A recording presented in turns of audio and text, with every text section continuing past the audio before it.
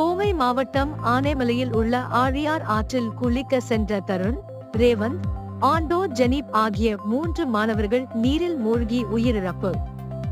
சென்னை தனியார் பிசியோதெரபி கல்லூரியில் இருந்து சுற்றுலா வந்த நிலையில் அப்பகுதியில் இச்சம்பவம் பெரும் சோகத்தை ஏற்படுத்தியுள்ளது.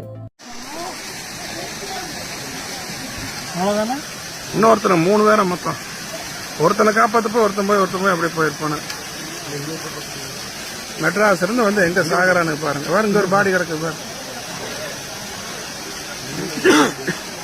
போலீஸ் சொல்றாங்க, ஊர் மக்கள் சொல்றாங்க குளிக்காதீங்க.